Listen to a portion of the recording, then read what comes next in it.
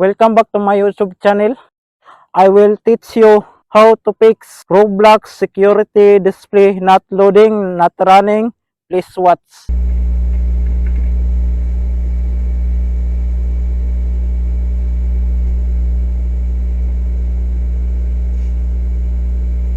And that's it. To fix that, make sure your Microsoft Edge browser is installed correctly to your computer without problem. Make sure your Microsoft Edge browser is open and running. Make sure your Microsoft Edge browser is not disabled. And now I try to fix my Microsoft Edge browser to make open and run my computer because I block it.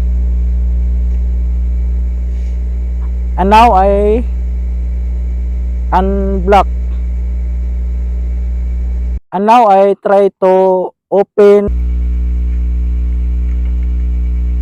And now I try to open my Microsoft Edge browser and see my Microsoft Edge browser is open and running. And now I try to log in and open Roblox to my computer now. You see, the Roblox is open, loading and running.